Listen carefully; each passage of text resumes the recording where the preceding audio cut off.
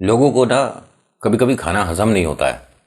मतलब मूर्खता पे मूर्खता करते चले आ रहे हैं। और कौन सी जगह तुम कर रहे हो। वैसे बेवकूफ़ी तो हर जगह बेवकूफ़ी कहलाई जाएगी, लेकिन एक आप पावन धरती पर हो, ईश्वर के उस मंदिर के सामने, जहाँ पर लोग श्रद्धालु ना जाने कहाँ कहाँ से आते हैं, कोई धन्यवाद करने, कोई अरदास लगाने। मैं राजस्थान में जो खाटू श्याम बाबा का मंदिर है वहाँ के बारे में बात कर रहा हूँ। टीम ने मुझे फिर से कोई वीडियो दिखाया। वहाँ के जो दुकानदार हैं, आपका पेट भर गया है क्या? आप तक वीडियो पहुँच रही होगी, आपको डिसलाइक करना है दबा के करो। मैं कह रहा हूँ 10 लोगों को भेजो और सबसे डिसलाइक करवा लो। लेकिन जो कहना है ना, वो तो मैं कहूँगा। मेरे बारे में नहीं जानते तो थोड़ा सा मैं अपने बारे में बता देता हूँ। नमस्कार, जय भोलेनाथ, हर हर महादेव। मेरा नाम नितिन है। मैं ये अच्छा चाचा के फैक्ट्स है जहाँ पर आप वीडियो देख रहे हो। मैं वैसे कहानियाँ सुनाता हूँ, कभी ईश्वर से जुड़े चमत्कार, कभी रोचक पौराणिक कथाएं, कभी तीसरी शक्ति के प्रकोप। आज की जो कहानी है, बाबा श्याम से जुड़ा एक ऐसा चमत्कार आपके साथ शेयर करूँगा जिसे सुनने के बाद आपके मन में कभी कभी जो डाउट आता है ना, बाबा हमारी फरियाद क्यों नहीं सुन रहे, हो सकता है वो क्लियर हो जाए। लेकिन आज दिल से आपसे कुछ बात भी करनी है। अभी फिलहाल इंट्रो, उसके बाद आकर शुरू करता हूँ। कहीं नहीं जाना, पूरी कहानी सुनना। जय भोले।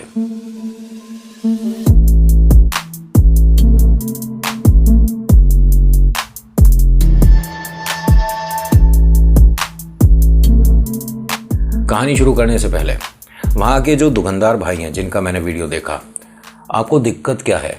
किसी समय में हमने सुना था कि ग्राहक भगवान का रूप होता है। और आप तो बैठे भी ऐसी नगरी में हो जिसमें श्रद्धालुओं की वजह से ही आपका घर खर्चा चलता होगा। आपने दुकान पर जो प्रसाद रखा है, अगर इसे कोई लेगा नहीं तो घर बैठकर खाओगे, और कितना खाओगे और कब तक खाओगे? जो दुकान पे तुम्हारे लड़के काम करते हैं, और उन्हें पगार कहाँ से निकालोगे? आपके घर में, आपके खाते में, आपके बैंक में बहुत सारा पैसा इकट्ठा हो गया है, मैंने मान लिया। काफ़ी है क्या? इसमें कभी खर्चा नहीं होगा? कभी कभी देनदारी आएगी, कभी हारी बीमारी आएगी, कभी पैसों की एकदम से ज़रूरत पड़ जाएगी, घर में शादी ब्याह आएगा, सब कुछ अपने आप हो जाएगा।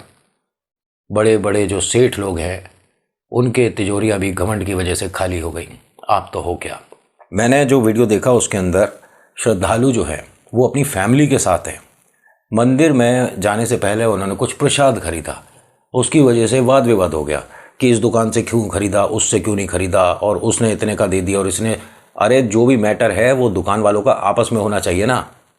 जो कस्टमर है, जो श्रद्धालु है, जो ईश्वर भक्ति के लिए आया है, जो वैसे ही मन से परेशान है या बहुत ज़्यादा खुश है, वो आपकी मूर्खता में हिस्सेदार किस बात का? मैं ना जितने भी लोग ये वीडियो देख रहे हैं उन सभी से एक छोटी सी रिक्वेस्ट कर रहा हूँ, और जो वहाँ दुकान लगाते हो, जो दुकान वहाँ कर रहे हो, तुम पे जो होता हो डिसलाइक वाला हिसाब किताब खूब कर लेना। पहली चीज़, नाम नितिन है मेरा, ठीक है? और बाकी डिटेल्स चाहिए तो डिस्क्रिप्शन में देख लेना, मेरे से कैसे कनेक्ट करना है कर पाओगे। मैं हर किसी को बोल रहा हूँ कि यहाँ से प्रसाद लेना 1-2 महीने के लिए बंद कर दो। अपने आप इन्हें तमीज़ आ जाएगी कि कस्टमर को किस तरह से ट्रीट किया जाता है। बड़े बड़े 7 स्टार 5 स्टार होटल्स जो हैं, उनके दरबान दरवाज़ा खोलते हैं। उस आदमी को ज़रूरत है तुम्हारी कि तुम एक प्लेट खाना खाओगे तब जाकर उसके घर में आटा दाल चावल आएगा। एक एग्जाम्पल दे रहा हूँ, सोच कर देखिए। कहानी शुरू करूँगा लेकिन आज थोड़ी सी बातें करनी है यार। मतलब इंसान को इंसान नहीं समझ रहे है। एक छोटी सी 7-8 साल की बच्ची है, उसके सामने उसके पिता पर हाथ उठाया जा रहा है। उसके मन में अपने पिता को लेकर डर भी आ गया होगा कि अरे मेरे डैडी के साथ कहीं कुछ हो ना जाए। ये सब लोग डंडे से, बेल्टों से पिताजी पे हमला कर रहे हैं, उसके डैडी की इमेज क्या रह जाएगी? अरे बच्चा साथ में है तब तो शर्म कर लेते। और अगर ज़्यादा ही शौक है ना मर्द बनने का, तो आओ कभी किसी अखाड़े में और किसी पहलवान के साथ 2-2 हाथ करो, पता पड़ जाएगी कितने मर्द हो। अरे 5-5 6-6 लोग जो कि फैमिली के साथ आए हैं, उसमें वो आदमी, ठीक है, अपनी माता बहनों को देखे, अपने बच्चे को देखे, या तेरे प्रहार का, तेरे इस अटैक का जवाब दे। आप तो वहाँ पर बैठने का कुछ ज़्यादा ही फ़ायदा उठा रहे हो कि भैया खाटू श्याम बाबा का मंदिर है, लोगों के मन में आस्था है, आएंगे लोग प्रसाद खरीदेंगे, हमारा क्या ही हो जाएगा? अगर सबने एक यूनिटी कर ली और प्रसाद लेना बंद कर दिया ना, सच बता रहा हूँ, गल्ले खाली हो जाएंगे। कहानी पायल की है। पायल की शादी एक डील की तरह हो गई। ध्यान से सुनना। जो बाबा शाम को बहुत मानती है, बहुत जानती है, बाबा शाम जो करते हैं ठीक करते हैं। ऐसी एक बिटिया नाम पायल, रहने वाली दिल्ली की, अरदास लगाती है बाबा से कि सब कुछ ठीक हो जाए, पिताजी का जो कर्जा हो गया है किसी तरह से ये कर्जा मुक्त हो जाए, छोटी बहना जो कॉलेज में एडमिशन लेने वाली है उसकी किसी तरह से व्यवस्था हो जाए, पैसे की समस्या बहुत ज़्यादा चल रही है, माता जी खुश रहें, छोटा भाई जो 12वीं में है वो भी अच्छे नंबर निकाले और स्कॉलरशिप में कहीं एडमिशन हो जाए। ये उसकी एक ख्वाहिश थी, बाबा शाम से अरदास लगाई थी। लेकिन जो मैंने आपको बातें बताई इनमें से पायल ने अपने लिए क्या मांगा था? कुछ भी नहीं। लेकिन पायल की माता जी ने मांगा था। पायल की माता जी ने, जब ये लोग बाबा शाम से अरदास लगाने गए थे, राजस्थान यहीं पर आए थे जहाँ का अभी ये सब मैंने मार पिटाई देखा है, उन्होंने सिर्फ पायल की खुशी मांगी थी और ये कहा था कि बाबा शाम मेरी बिटिया जिस घर जा रही है बस वहाँ खुश रहे। आपको पता है जिनसे शादी हो रही है पायल की, ये सुधर जाएगा शादी के बाद, ऐसा किसी पंडित जी ने बोल दिया।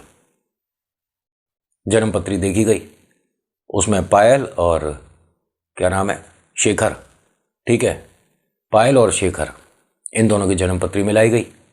पंडित जी ने बताया कि अगर ये बिटिया आपके घर आती है तो लड़का एक तो सुधर जाएगा, इस पर जिम्मेदारी आएगी, बहुत अच्छा हिसाब किताब है, और इस बिटिया के जो कदम हैं वो इतने शुभ हैं कि जिस घर जाएगी बरकत होगी, रुपया पैसा धन दौलत, बीमारी से दूर, और न जाने कितनी अच्छी अच्छी बातें।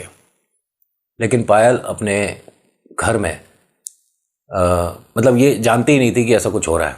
इसको ये तक नहीं पता था कि लड़के वाले कब आए, कब देख कर चले गए, इसे कुछ नहीं बताया गया था। इसने तो लड़के को देखा भी नहीं था। जिस दिन इसकी शादी है उस दिन इसे दोपहर में 2-2:30 बजे पता चला कि आज शादी है। इसके घर में ना छोटे भाई को पता, ना बहना को। माता जी ने भी बस ये बात रोक कर रखी थी। एक तरह की डील सी हुई थी, पता नहीं कैसे क्यों क्या। तो डील में ये शादी हो रही है। वो जो घर परिवार है जिसमें ये जा रही है, शेखर के घर, सबसे ज़्यादा बदतमीज़ लड़का यही है। देखिए जो मैं शब्द इस्तेमाल कर रहा हूँ ये कोई मन से नहीं बना रहा। इसमें कहानी में शेखर और पायल दोनों ने ही मुझसे बात भी किया और अपनी कहानी लिखकर भी भेजी है। और शेखर जी, हिम्मत चाहिए अपने लिए ये सब कुछ मतलब कि बोल पाना या सुन पाना। जो आप पहले थे और जो अब हो, फ़र्क तो है दोनों में, लेकिन मैं वैसे ही बताऊंगा जैसे आपने मुझे कहा है। शेखर इस घर का सबसे बदतमीज़ लड़का है। बड़ों का मान सम्मान तो हटाओ, ईश्वर को भी कुछ नहीं समझता। एक बार इनसे जो सबसे बड़ी गलती हुई थी, ये खा पी कर आए थे भाई साहब, दिवाली का समय था, घर में दिवाली के सभी लोग पूजा कर रहे थे, तो चांदी निकाली जाती है, सिक्का निकाला जाता है, लक्ष्मी गणेश आपको पता होगा, इसमें इसने लात मारी थी। कहते हैं कि उसके बाद से ही इनके कर्म फूट गए और ये चीज़ें एकदम तत्काल प्रभाव से काम कर जाती हैं। मतलब अगर आप सोचते हो ना अरे ऐसा कैसे हो जाएगा नितिन, कोई पूजा की थाली है, किसी ने रखी है, उस पर किसी ने लात मार दिया तो इनका समय खराब, तू तो मन से बना रहा है, तुम करके देख लेना, करके देख लेना, या किसी पंडित से पूछ लेना। दिवाली पर हर जगह की लाइट ऑन क्यों छोड़ी जाती है पता ही होगा। जो दरवाज़ा है वो खुला क्यों छोड़ा जाता है पता होगा।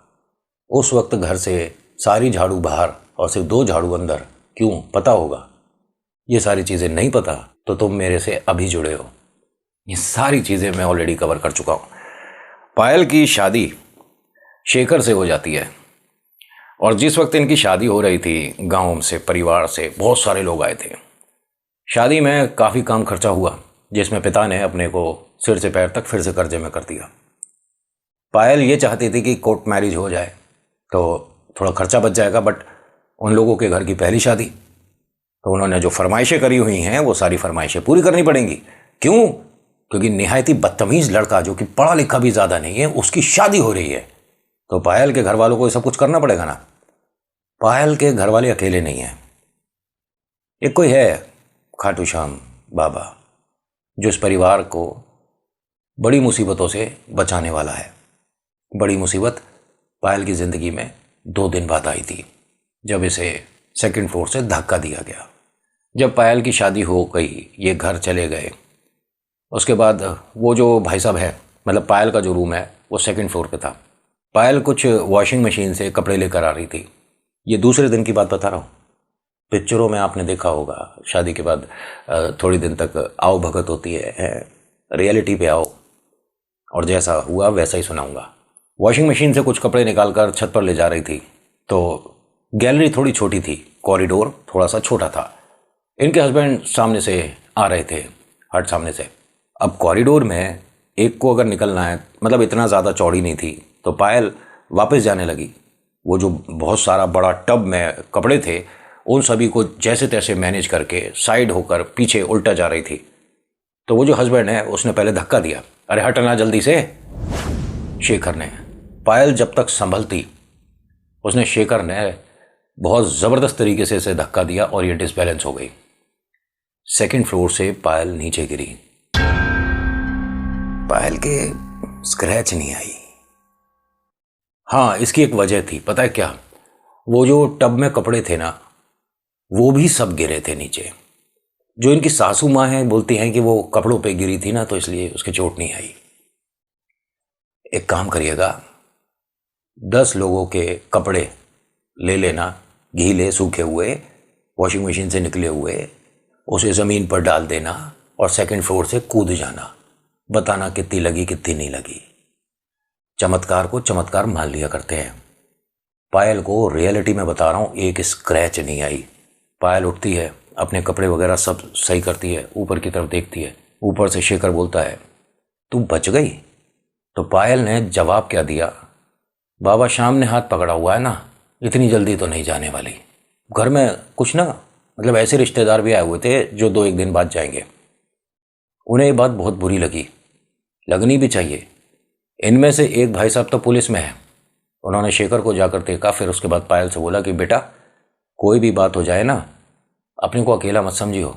तो उसने कहा, अंकल जी मैं अकेली हूँ भी नहीं, बाबा मेरे साथ हमेशा ही रहते हैं।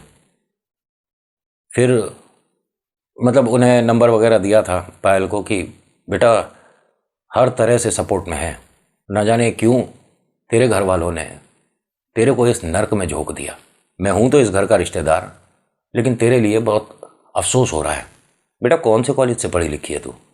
इसने कॉलेज की अपनी पढ़ाई बताई, अपने नंबर भी बता दिए, क्योंकि कॉलेज में ये 3rd टॉपर थी। बहुत अच्छा पैकेज मिला था, लेकिन पापा ने मना कर दिया, नौकरी नहीं करनी, हमारे घर की बेटियां नौकरी नहीं करती। पता नहीं कौन से दुनिया में चल रहे हो, मुझे नहीं समझ आता, लड़कियां नौकरी नहीं करती।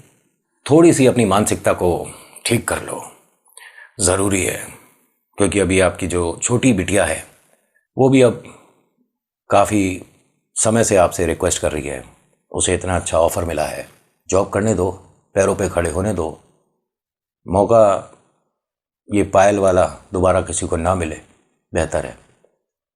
खैर पायल के सपोर्ट में इस घर से एक ये पुलिस वाले भाई साहब थे जो अपना नंबर देकर गए और कि बेटा कभी भी कोई समस्या हो जाए मुझे फ़ोन कर दे, अगर मैं नहीं पहुंचा तो मैं किसी को भेज दूंगा, 10-12 मिनट से ज़्यादा नहीं लगेगा, यहीं पर चौकी है। उसने कहा 10-12 मिनट तो अंकल जी बहुत ज़्यादा होते हैं, मुझे 1 सेकंड नहीं लगेगा। अगर मैंने शिकायत कर दी तो 1 सेकंड नहीं मिलेगा। और आपकी पुलिस चौकी में या आपके इस अदालत में हो सकता है इंसाफ होता हो या नहीं, लेकिन मेरे बाबा के यहाँ हर बार इंसाफ ही होता है।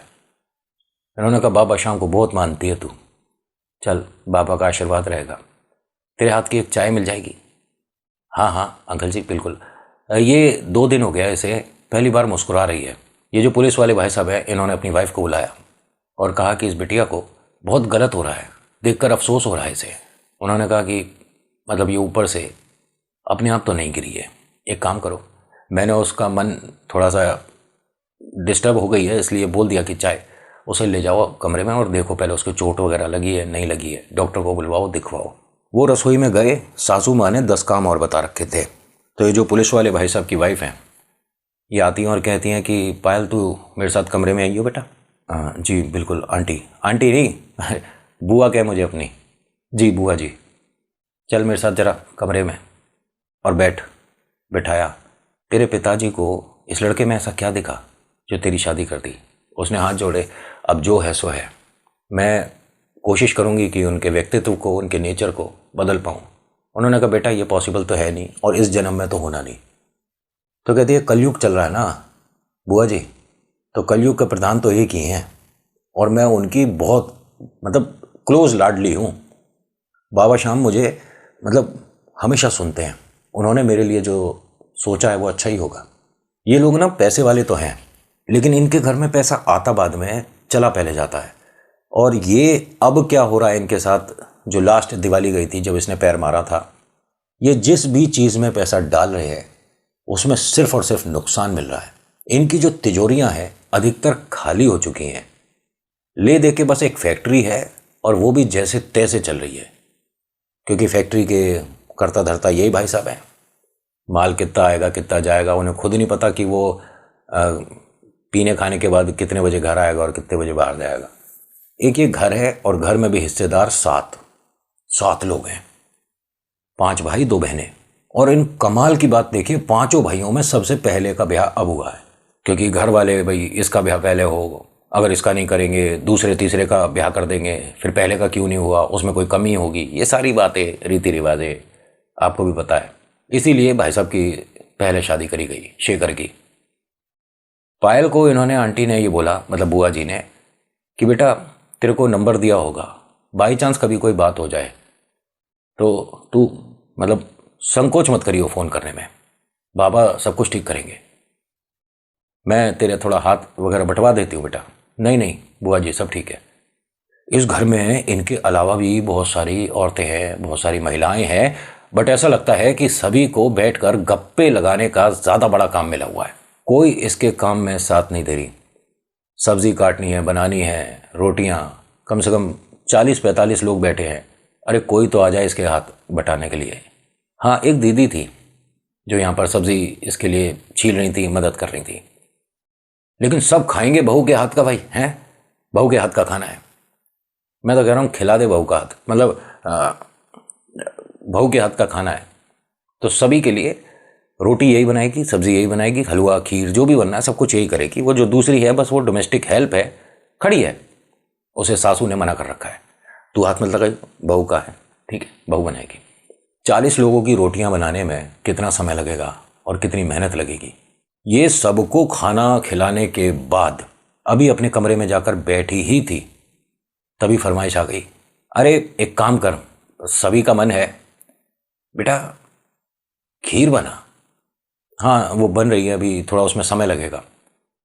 हाँ तो तू एक काम कर, रसोई में रह, थोड़ा चलाती रहे उसे, बैठना ज़्यादा ठीक नहीं था, बैठा दिया। फिर से ये रसोई में आकर खड़ी हो गई। रसोई में आकर खड़ी होती है और कहती है कि बाबा पैरों में जान सी नहीं है, सच में ऐसा लग रहा है कि खड़ा नहीं हो पा, कि शायद जो गिरी हूँ ना उसकी वजह से कहीं ना कहीं हल्की फुल्की अंदरूनी चोट हो सकती है। इसने इतना बोला है और गैस बंद हो गई। इसने इधर उधर देखा, दोबारा से गैस का नॉब ऑन किया, लाइटर उठाया, लगाया, गैस ऑन हुई, फिर ये लाइटर जैसे ही रखती है फिर गैस बंद हो गई। अब इसे समझ नहीं आया, खीर को बनने में देखिए थोड़ा वक्त लगता है, आप जानते ही होंगे। इसने अभी जो खीर चढ़ाई है इसे 2 मिनट ही हुए थे। इनके जो डोमेस्टिक हेल्प है दीदी आ गई और कहती हैं कि अरे भाभी इतनी जल्दी खीर कैसे बना दिया आपने, ये तो खीर बन गई, देखो काफ़ी गाढ़ी बढ़िया बनी है। तो अब इसे समझ नहीं आया कि भाई 2-5 मिनट में खीर कैसे हो जाएगी, थोड़ा वक्त तो, हाँ लग तो रहा है कि शायद बन गई। अब ये गैस ऑन करे और गैस बुझ जाए। इसने वो जो बहुत बड़ा भगोना था गर्मा गर्म, उसे उठाया, साइड रखा, फिर कंफर्म करने के लिए उस गैस की नॉब को ऑन करा, लाइटर लगाया, गैस जल रही है। अब इसे बिल्कुल नहीं समझ आ रहा कि ये जो अपने आप बंद हो रही है ये बाबा बंद कर रहे हैं क्या, कि भाई तूने खीर का कहा था, पैरों में दर्द हो रहा है, तू जा आराम कर, खीर बन गई। इसने दोबारा पतीला उठाया, रखा, और ये मैं वो चीज़ बता रहा हूँ जो इनके साथ रियलिटी में हुआ है। इसने जैसे ही भगोना रखा दोबारा से गैस बंद। इसने कहा कि एक काम करो, ये खीर परोस दो। इसने खीर जो दीदी थी डोमेस्टिक हेल्प वाली, उन्होंने सबको परोस दी। तो बुआ जी आ गई कि बेटा अभी खीर रखी थी ना, एकदम से कैसे बन गई, कोई इसमें जादू टोना कर दिया तूने? उसने कहा नहीं बुआ जी, मैंने खीर शायद पहले रखी थी और रोटियां बाद में करी थी। अच्छा फिर तो ठीक है, क्योंकि भाई 35-40 लोगों का खाना किया है, तब तक तो खीर हो ही जाएगी। हाँ बुआ जी, तू जा कमरे में जा और मैं तेरे लिए गर्मा गर्म बढ़िया अदरक वाली चाय लाती हूँ। मैं पी लूँगी बाद में। नहीं नहीं, मैं ला रही हूँ। ये जो बुआ जी है ना, चाय बनाकर पायल के लिए लेकर चली, तभी इनके हस्बैंड ने रोक लिया। पायल के हस्बैंड ने, बुआ कहाँ ले जा रही चाय? बेटा तेरे कमरे तक ले जा रही हूँ। अब वो महारानी दूसरे फ्लोर पे हमारी बुआ से चाय पहुँचवाएगी, उसके पैरों में मेहंदी लग रही है। अरे बेटा अभी वो गिर गई थी, उसके पैर में सही में चोट वगैरह लगी? अरे कुछ ना लगी है, मैं अभी आवाज़ देता हूँ, आएगी अपने आप चाय लेगी। और सबका खाना वगैरह हो गया? मेरा खाना कहाँ है? मैं अभी फैक्ट्री जा रहा हूँ, उसे समझ नहीं आती है। अरे ओ, बहुत ज़्यादा आराम कर लिया तूने, बाहर निकल कमरे से। वो बाहर आई। हाँ जी जी बताइए, खाना लगा मेरा? मैं आ रही हूँ। बुआ जी ने कहा मैं खाना लगा दूंगी, तू बैठ। अरे बुआ तू क्यों लगाएगी? ये किस लिए आई है घर में? आराम करने के लिए, सोने के लिए? अरे सुन नहीं रही तू? हाँ हाँ। ये डरती हुई फटाफट से सीढ़ियाँ उतरती है, जल्दी से आती है, रसोई में उनके लिए थाली वगैरह लगा के रखती है। आते हैं भाई साहब, खाना वगैरह खाते हैं। पैक कर दियो इसे, खाना भी लेकर जाऊँगा। जी जी। अब ये नई बहू आई है, इसे क्या पता कौन सा बर्तन कहाँ रखा है, कौन सा टिफ़िन कहाँ रखा है, कुछ नहीं पता। सारे लोग बाहर वाले कमरे में बैठे हैं, कोई आकर इसको बताने वाला नहीं। बुआ जी भी इस घर में रहती थोड़ी ना है, वो तो आई हुई हैं, उन्हें क्या पता। अब उसने कहा कि वो 3 खाने वाला टिफ़िन है, स्टील का बड़ा वाला, उसमें लगा दे मेरा खाना। इसने जाकर मम्मी जी वो जो खाना जिसमें हम देते हैं वो बर्तन वगैरह कहाँ रखे हैं? मुझे ना पता, चल अपने आप देख ले। अरे क्या हुआ? मैं जाने को देर हो रही है, फटाफट लगा मेरा खाना। अच्छा मैं ये कह रही थी शेखर जी, आपको पता है कि वो आपका टिफ़िन वगैरह कहाँ होता है? इसने बाल ऐसे पकड़ के रसोई में धकेल दिया। अपने आप ढूंढ, मैं तेरी मदद को बैठा हूँ। ये अपने बाल वगैरह ठीक करती हुई रसोई में पहुँचती है, कबर्ड वगैरह खोल खोल कर देख रही थी। बुआ जी भी ढूंढ रही हैं, लेकिन समझ नहीं आया कि भैया एक तो शादी का घर है, दुनिया भर की चीज़ें, दुनिया भर के फल के, सब्ज़ी के, पता नहीं किस किस के टोकरे रखे हैं, मैनेज नहीं हो पा रहा, ये बहुत दिक्कत में है। इतनी ज़्यादा परेशानी में बुआ जी ने कहा कि बेटा यही है क्या टिफ़िन? पायल ने देखा, बुआ ये आपने निकाला है? नहीं, अभी ये 40 लोगों की रोटियां बना रही थी, अभी इसने खीर बनाई, सबको हलवा परोसा है। बुआ जी ने अभी चाय बनाई थी पायल के लिए। ये जो शेल्फ है इसके बीचों बीच ये टिफ़िन कहाँ से आया, इन्हें आज तक नहीं पता। इसने उसमें खाना वगैरह पैक करा, शेखर जी को डरते हुए ये टिफ़िन दे रही थी कि यही है ना? हाँ यही है। और नौटंकी तो ऐसे कर रही थी जैसे तुझे पता ही नहीं है। इन्हें नहीं पता था सच में, क्योंकि जितने दिन शादी को हुए हैं 2 दिन, एक दिन बीच में ये नौकरी पे गया नहीं था, मतलब फैक्ट्री गया नहीं था। इन्हें कहाँ से पता चलेगा? ये यहाँ से बाहर निकले, गाड़ी में बैठे अपने चले गए। पूरा दिन जैसे तैसे निकला। एक बार मम्मी से भी बात हुई कि मम्मी सब ठीक है। ये नहीं बताया कि मैं 2 मंजिल से गिर गई थी, लेकिन मम्मी सब ठीक है। ये थोड़ा गुस्सा जल्दी हो जाते हैं, बट सही है, शेखर जी का स्वभाव धीरे धीरे चेंजेस आएंगे और अच्छे लोग हैं, सब पढ़े लिखे हैं। और एक यहाँ पर बुआ जी हैं, बुआ जी ने बहुत हेल्प करी, उन्होंने एक अच्छी सी अदरक वाली चाय पिलाई है। मैं बहुत ज़्यादा खुश हूँ। अब ये सुनने के बाद माँ बहुत खुश हो गई, धन्यवाद के लिए बाबा से अर्जी लगा दी। लेकिन माँ को शायद ये नहीं पता कि अभी बाबा व्यस्त हैं। उस घर में जो परेशानियां चल रही हैं उनको मैनेज करने में बाबा व्यस्त है। खाटू श्याम बाबा जब चमत्कार कर रहे हों तो हर 2 मिनट में आपको एक चमत्कार फील होता रहेगा। और ना मानो तो मत मानो। वो भाई साहब शेखर जो हैं फैक्ट्री पहुंचते हैं, फैक्ट्री में पूरा दिन बिताने के बाद शाम को 6-7 बजे करीब अपने घर फ़ोन करते हैं, पायल से बात कराओ। पायल ने फ़ोन उठाया, जी हेलो, शाम को मेरे दोस्त आ रहे हैं, अभी कुछ देर बाद घर पे, बाहर वाला कमरा थोड़ा साफ़ वगैरह कर ले और देख लियो घर में बर्फ़ वगैरह है कि नहीं। जी ठीक है। और हाँ, कुछ मैं सामान भेज रहा हूँ, घर पे बना के तैयार रख। ठीक है, क्या बनाना है मुझे? पकौड़ियाँ वगैरह बना लियो, दोस्त वगैरह हैं बैठेंगे। जी ठीक है। अब जिस आदमी ने लाकर सामान दिया, पायल को नहीं पता था क्या है, उसने 2-3 पैकेट दिए कि ये शेखर भैया ने भिजवाया है। जैसे ही वो लेकर चली तो बुआ जी ने देखा, बेटा क्या है ये? वो शेखर जी का फ़ोन आया था ना, तो वो कह रहे थे कि उनके कुछ दोस्त वगैरह आ रहे हैं, बाहर वाला कमरा ठीक करना है। तो उन्होंने कहा इसकी समझ नहीं आएगा, इससे एक तो ये इसकी ड्रिंकिंग हैबिट नहीं छूट रही। अब आज घर में इतने लोग आए हुए हैं, इसको शर्म बिल्कुल नहीं है। इसके माता पिता तो इसके सामने बोल नहीं पाते, और हम बोलें तो किस मुंह से बोलें, हमें बाहर निकाल देगा। बेटा तेरी तो ज़िंदगी नर्क हो चुकी है, और तू ऐसे परिवार से आई है जहाँ मांस मच्छी को छूते नहीं, और आज तू इनके लिए। तो इसने कहा एकदम पिन्नी को देखकर, पॉलीथिन को, इसमें मांस है। उन्होंने कहा हाँ बेटा, ये सब उसने इसीलिए भेजा है, ये शराब पिएंगे यहाँ पर बैठकर। इसके हाथ से वो पॉलीथिन छूट गया। तभी वो जो पुलिस में है भाई साहब, वो आए, बेटा तू ठीक है? तो वो रोते हुए कहती है मेरे से ये लोग नॉनवेज बनवा रहे हैं, मैं नहीं कर पाऊंगी। उन्होंने कहा ऐसा बेटा, कोई नॉनवेज नहीं बनेगा, तू निश्चिंत रहे। इनके ससुर साहब आए, उनकी आंखों में आंसू थे कि बेटा मैं सुबह से बहुत शांत हूँ, और मैं बस हर बार यही प्रार्थना कर रहा हूँ कि कल का दिन ना देखूं। तेरी बहुत बड़ी गलती है जो तूने मेरे शेखर से शादी कर ली। अरे तू फूल सी बिटिया है, प्यारी सी गुड़िया है, कहाँ किस राक्षस के पल्ले तू। तेरे से बहुत गलत हुआ बेटा ये। पापा आप ये मत बोलो, मेरी उम्र भी आपको लग जाए, आप कैसी बातें कर रहे हो। तो वो रोकर सिर पर हाथ फेरते हैं कि बेटा ये इंसान नहीं है, राक्षस है, और इसका वो रूप तूने अभी देखा ही नहीं है। जितना अभी तक इसने बदतमीजी करी है तो कुछ भी नहीं है। इनमें से किसी को नहीं पता कि अभी क्या होने वाला है।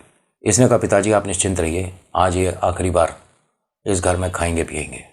बुआ जी को नहीं समझ आया कि इसने ऐसा क्यों बोला है। यहाँ जो ये भाई सब पुलिस में है, इन्होंने कहा कि बेटा तू करने क्या वाली है। उन्होंने कहा आप सब देखोगे। वो जो इसके हाथ से पॉलीथिन गिर गया था ना, इसने वो सब उठाया। इसने पकौड़ियाँ वगैरह नॉनवेज का जो जो बनता है, इसने सब पूछ के दीदी से करके वो मैनेज किया। वो भाई साहब आते हैं, उनके साथ 5 उनके दोस्त आते हैं। ध्यान से सुनिएगा। इसने सबके लिए सामने चीज़ें परोसी। चीज़ें परोसने के बाद घर वालों ने सब ने देखा है। ये इनमें से किसी का ये नाम नहीं जानती थी, ये कौन है, कहाँ रहता है नहीं जानती थी, कौन व्यापार में साथ है, कौन कॉलेज से साथ है, क्या पता। लेकिन इसने जब बोलना शुरू करा, ये कहती है कि मैं बोल ही नहीं रही थी, मुझसे कोई बुलवा रहा था। ये सामने आकर खड़ी हो गई। ये सब लोग खा पी रहे थे। उनमें से एक ने देखा, शेखर ये पायल कुछ कहने चाह रही है कि तेरे से कमरे में क्यों आई है, क्या चाहिए तेरे को? अरे जाना यहाँ से, ए शेखर भगाने से। शेखर ने देखा, अरे जब कुछ सामान चाहिए होगा मैं बुला लूंगा, निकल कमरे से बाहर। तो उसने कहा सुन, जो तुझे नुकसान हो रहा है ये प्रदीप ने किया, बिल तुझे जमा करना पड़ा। ये जो आशु है तेरा दोस्त, बैंक में गड़बड़ इसकी थी, उसकी भरपाई तूने करी थी, इतने का नुकसान तेरे को हुआ था। और ये जो बैठा है, ये हर बार तेरी फैक्ट्री से इतने का माल हर महीने गायब करता है। इसके 5-6 लोग तेरी फैक्ट्री में काम करते हैं। वो जो 5 लोग थे ना, 5 का कच्चा चिट्ठा इसने खोल दिया। अब शेखर के हाथ में गिलास, और वो ये कहे कि बोल क्या रही है, और ये 5 खड़े हो गए। अबे क्या नौटंकी कर रहा है तू? और ये तेरी बीवी को सारी बातें बताता है, 2 दिन तेरी शादी को नहीं हुए और सारी बातें बता दी। ये क्या क्या क्या बोल रही है? मैं तेरी फैक्ट्री से सामान हटाऊंगा? क्या बात कर रहा है यार तू? हम बचपन के दोस्त हैं। उसने कहा 1 मिनट बैठ जा। पायल तू कैसे जानती है? तो पायल ने कहा मैं पायल नहीं हूं, मैं पायल नहीं हूं, लेकिन जो बताया उसकी पुष्टि कर ले। तेरे खाते में से इतने पैसे निकले थे, और पूछ अपने इस दोस्त से। अब वो एकदम हड़बड़ा कर गिलास वगैरह रखता है कि मैं नहीं आऊँगा आज के बाद तेरे घर। भाई नहीं, मैं बिल्कुल नहीं आऊँगा, कोई भी किसी भी तरह से मतलब ही नहीं है तेरे से बात करनी है। अरे अपनी बीवी के माध्यम से हमारे को तू इंसल्ट करा रहा है, तेरा तो बहुत बुरा हाल करेंगे, तू जानता नहीं है। तुझे सड़क पे ले आएंगे, तेरी फैक्ट्री बिकवा देंगे, तेरे मकान के कागज भी हमारे पास रखे हैं। शेखर ने कहा मेरे मकान के कागज तेरे पास कैसे पहुँच गए? फिर पायल आई शेखर के बहुत ज़्यादा करीब, और धीरे से बताती है जो गौरव नाम का है, इसने ही सारी बेईमानी करी थी। ये चारों मिलकर मकान अपने नाम करने वाले थे। आज पीने के बाद ये साइन कराने वाले थे। इसके पास है कागज। अब वो लड़का ऐसा घबराया। पायल चुप खड़ी है। शेखर ने कहा 1 मिनट, ओए ये अपना लैपटॉप वाला बैग दिखा, इधर इधर दिखा बैग। मेरे मकान के कागज तेरे पास कहाँ? भाई क्या बात कर रहा है? मुझे तू आज से जानता है? हम 8वीं से हैं साथ में, है ना? 8वीं से मैंने कभी करी तेरे साथ बेईमानी? अरे मैं क्यों करूँगा भाई? यहाँ वो बुआ जी भी आ गई, माता पिता भी आ गए, क्योंकि बात बहुत ज़्यादा बढ़ गई थी। जो पुलिस वाले भाई साहब है वो भी आ गए। उन्होंने कहा लाला कागज तो देखेंगे अब, और अगर तेरे बैग में निकल गए तो भाई तेरा यहाँ से चौकी तक बहुत बुरा हाल होगा। इसका बैग खुलवाया गया और उसमें कागज निकल गए। शेखर ने पायल की तरफ देखा। पायल, तू ये सब कैसे जानती है? पायल नहीं हूं मैं, पायल का पिता हूं। उसके बाद पायल एकदम बेहोश हो गई। पायल को होश में लाया गया। वो चारों पांचों का इंतजाम करवा दिया, पुलिस वाले भाई साहब घर में ही हैं। शेखर ने एक घूंट भी नहीं पिया था उस वक्त। उसे पानी वगैरह छिड़कता है, उसे उठाते हैं। पायल एकदम उठकर बैठती है, घूंघट वगैरह करती है। सॉरी, मैं सामान ले आती हूँ, आप ठीक हो ना? शेखर की आंखों में आंसू थे। वो बोलता है कि तूने ये सारी बातें कैसे, क्या पता चला था? उसने कहा, मुझे नहीं पता आप क्या बोल रहे हो, मैं तो बस नींद में थी। नींद में नहीं थी, तू यहाँ खड़ी थी। जब तू आकर बोलना शुरू हुई थी, तूने सबकी असलियत मेरे सामने ला दी। मैं तो बर्बाद हो जाता अगर तू मेरे को ये सब कुछ नहीं बताती। मेरी जिम्मेदारी भी नहीं थी, फिर भी मैं लोगों की जिम्मेदारियों पे पैसे दिए जा रहा हूँ। तू बताना पायल, ये सब कुछ कैसे बताया? और तू ये क्या बोल रही थी कि मैं पायल नहीं हूँ, पायल का पिता हूँ? इसने कहा कि मैं जब से बाबा शाम के मंदिर में बैठी हूँ, मैं बाबा के सामने बैठे बैठे दीवार से ऐसे लगकर सो गई। मुझे सिर्फ खाटू श्याम बाबा दिख रहे थे और कोई नहीं। उस दिन का दिन है और आज का दिन है जो मैं कहानी सुना रहा हूँ। शेखर में जो परिवर्तन हुआ, वैसे धन्यवाद तो पंडित जी का करने भी चले गए थे लोग, कि पंडित जी ने कहा था ना कि इस बिटिया से शादी होगी तो लाइफ बदल जाएगी। तो पंडित जी की बात भी हाँ कहीं ना कहीं सही रही। और ये कहते हैं कि हर महीने हम बाबा से धन्यवाद करने ज़रूर जाते हैं। और जितनी समस्याएं थीं उनको 80%, एक इन्होंने कोई पायल नाम की अपने फैक्ट्री में ज्वाइन करा ली साथ में। हाँ, वो लड़की थोड़ी इंटेलिजेंट निकली और उसने काफ़ी चीज़ें अच्छे से मैनेज करी हैं, तो प्रॉफिट भी हो रहा है।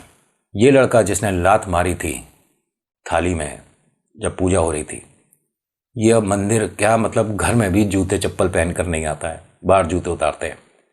और कहते हैं कि बहुत सारी गलतियां हुई हैं, बहुत समय तक गलतियां हुई हैं। अब तो घर में 3 और ब्याह हो चुके हैं और इनकी जो सबसे छोटी बहू है उन्होंने इन्हें ये चैनल दिखाया कि सब लोग अपनी कहानियां भेजते हैं, भाभी आप भी भेजो। तो आज की कहानी इतनी थी। मैंने जैसे आपने कहा वैसे सुनाइए, बताइए। अब लोगों के ऊपर है, अगर उन्हें विश्वास होता है कि हाँ चमत्कार होता है तो शेयर करेंगे, नहीं होता तो कोई बात नहीं। मैं अब ज़्यादा बोलूँगा भी नहीं इस बात को। और हाँ, बहुत सारे लोग बोलते हैं मुझे कि नितिन भैया पहले तो बहुत सारी आती थी ईश्वर से जुड़े चमत्कार वाली कहानियाँ, अब क्यों नहीं आती? इसका जवाब आपको पता है। मेरे पास बहुत आती हैं और मैं रोज़ सुनाना चाहता हूँ, बट आप लोग सपोर्ट नहीं करते। अब ये भी नहीं पता मुझे कि यहाँ तक कहानी कितनों ने देखी, कितनों ने नहीं देखी।